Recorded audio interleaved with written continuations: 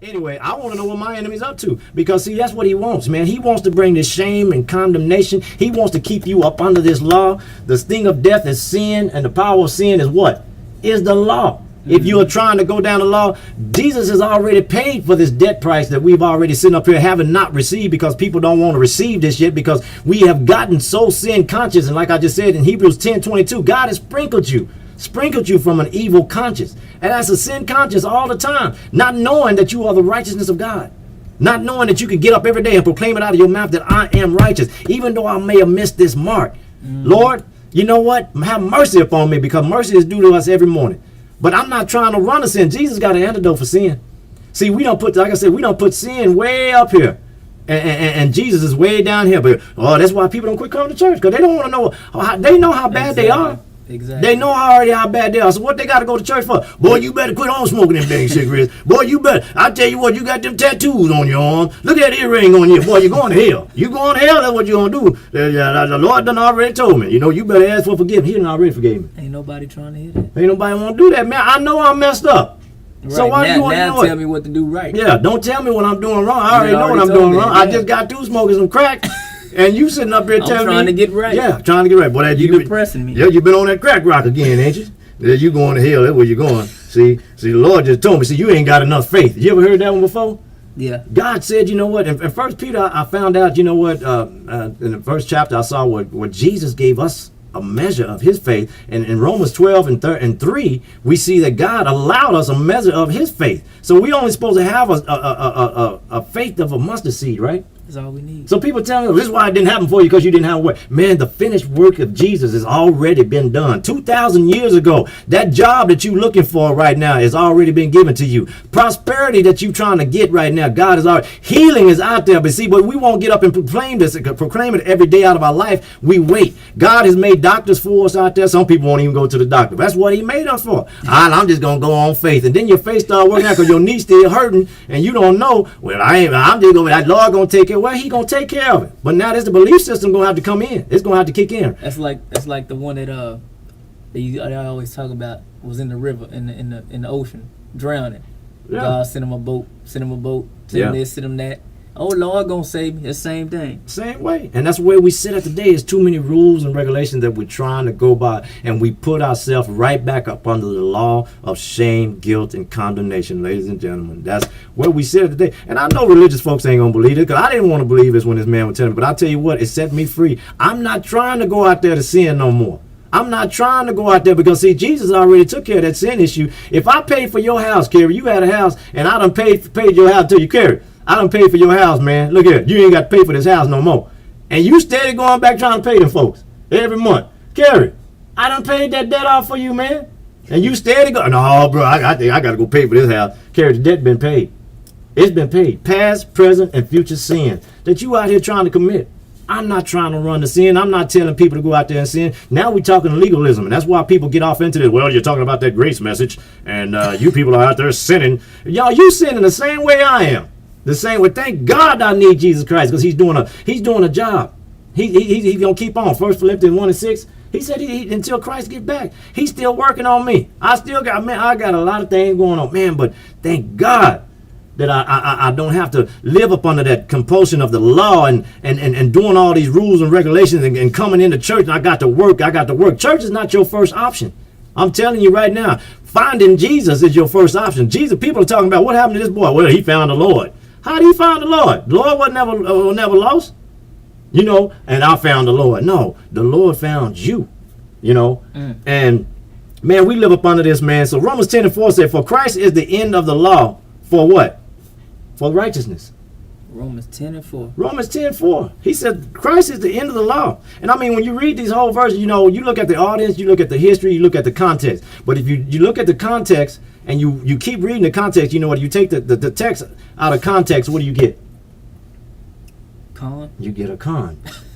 And that's what the enemy's doing. He's conning people. He's twisting people around. He was doing me the same way. And then I started reading 13, 14 hours, and I asked the great speaker to show up, the Holy Spirit. I quit running a man all the time, but I went to God and I asked God, open my eyes to these things. Let me see what I'm not seeing here. Why am I feeling this way I'm feeling right now? Why all these thoughts are going through my head? Well, brother, the thing is, you just don't have enough faith. Oh, here we go again. In the Bible, it says, every time that the law of Moses is read, a veil remains over their hearts, because the children of Israel were hard-hearted. Man, they murmured, they grumbled, they just did everything. God just told them that. God said, you know what?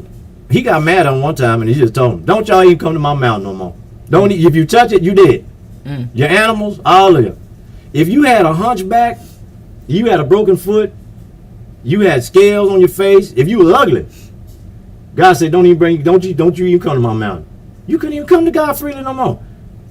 They kept on running to other gods. They kept on complaining. God got them out of Egypt, gave them all these miracles. And then in Exodus 19, you know what? I was reading that one day, and it said, you know what? They were still complaining. God, well, we should have stayed in Egypt, y'all, just like we do today. And then Moses came back down there. They pulled Moses, man. They just ran him crazy, and he just going down there. He didn't know what to do. And he said he couldn't talk. He was stuttering and going on. He told the Lord that before. But, you look at verse 19 and it said, you know what, Moses gave him and told him what the Lord had spoken. And he said, you know what, they said, we will do as the Lord has asked us to do. And the Lord, go down to verse 7, 8, 9, and you saw when the Lord started getting upset. We will do? Oh, we did this? We was the one that brought you out of Egypt. Now we gonna do it. So, the grace was on them then, but they rejected that grace message back then. Mm-hmm. The grace has always been that God's unloved, merited favor has always been on man. And see, back then in the Old Testament, the Holy Spirit didn't dwell in man until the book of Acts. And we find out these two different things. If you want to go to Galatians 4 and 20, I want you to read that. I found out something interesting in Galatians 4 and 21.